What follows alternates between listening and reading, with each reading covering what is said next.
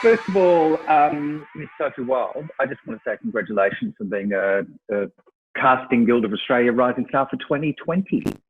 Thank you. So exciting. It is funny, but look, thank you for joining us today. We just want to get to know you a little bit. You're a NIDA grad from 2019. It's been an interesting 2020. Tell us about your journey out of NIDA to where you are now. Well, I was quite fortunate, I think. Sounds a bit off myself, but fortunate coming out of NIDA because I already had work. So I was meant to do a Belvoir play at the end of this year, and then I was doing Hamlet with Bell Shakespeare at the start of the year. So it was really nice to kind of finish NIDA, which is quite a rigorous course, and get work and kind of enter the first year of my kind of professional career. So I was doing Hamlet, amazing, love Bell Shakespeare, they're like the best company ever.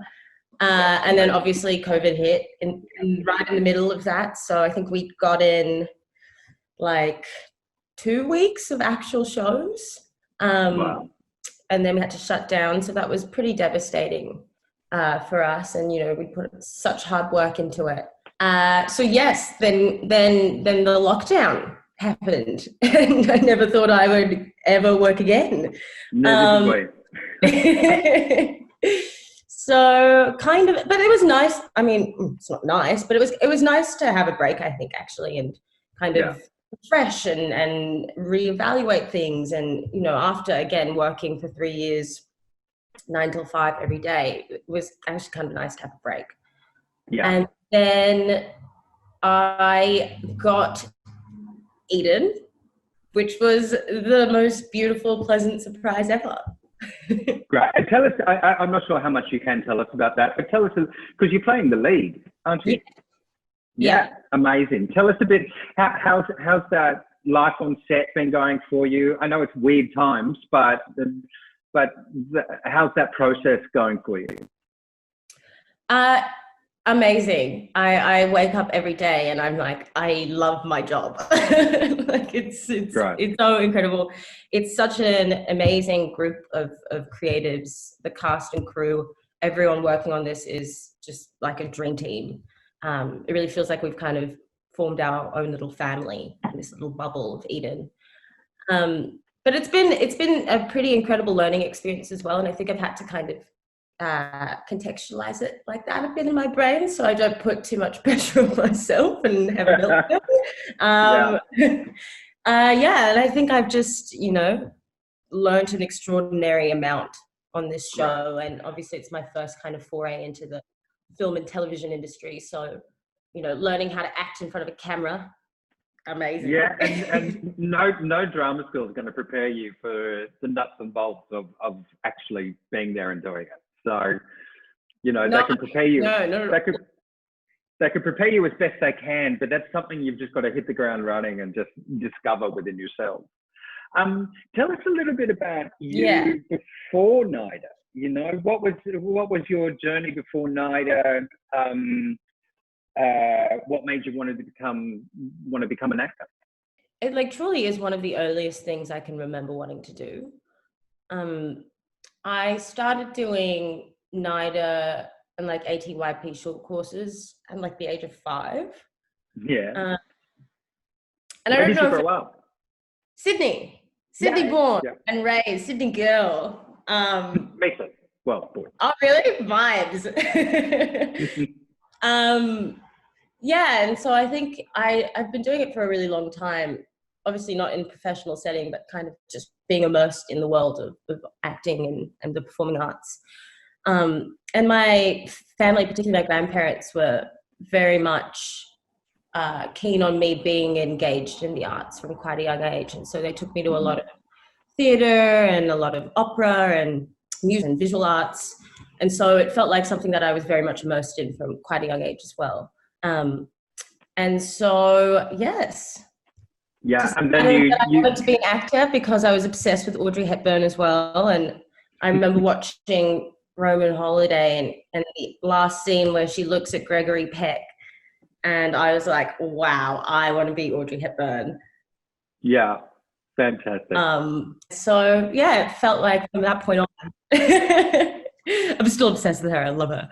From that point on, I kind of did those courses up until high school, and then I went to Newtown Performing Arts for drama. Right.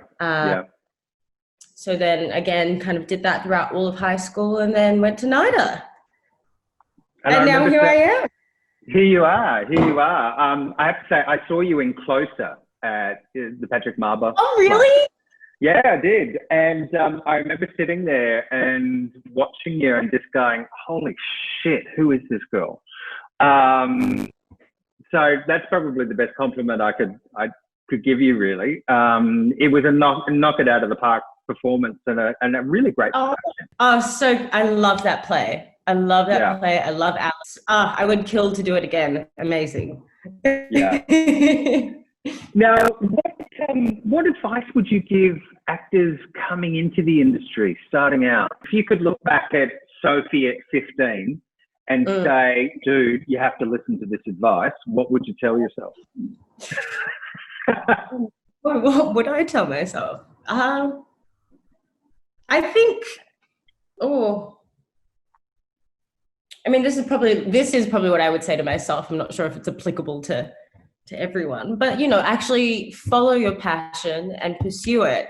I think I was very, I always knew I wanted to do this, but I was very hesitant about pursuing it. And felt like, maybe I should become a doctor.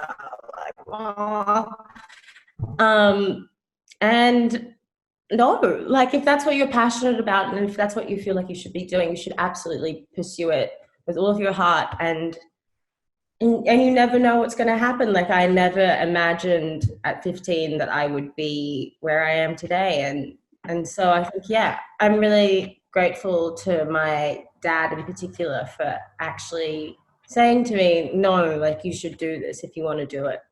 And you should go to NIDA and give it a red hot go. Yeah. I think also, have fun and play and take the pressure off you. I think for me, I can be quite rigid and have very high expectations of myself. And I find that I'm doing my best work when I'm actually just playing and I'm having fun and it's okay to fail. It really is okay to fail. And I think that's something that NIDA actually taught me was you actually don't have to get it right. And sometimes when you fail gloriously, that's when you're doing the best work that you are doing. Yeah, absolutely. What would you like to see change about the industry at large? I think obviously for me, representation is something that's really important and something that I've been deeply engaged with. At NIDA, I did applied theatre, which is very much about making work that is about diversity, is about representation. And I think, obviously things are improving, but I think there's always room for more of that. And there's room to tell more diverse stories. And I think we're in such a beautiful country where we have a multitude of cultures and backgrounds in this bubble. And I think that's often not reflected on our screens or on our stages. And so I think kind of pushing that is really exciting. And even on this show, to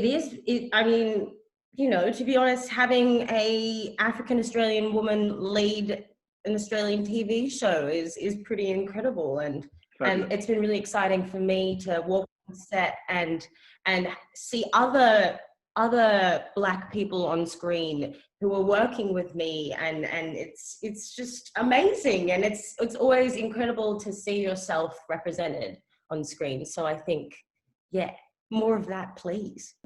Hey, can I just thank you so much for joining us today, and congratulations again for being one of our rising stars for 2020. Oh, thank you. You're welcome. Exciting.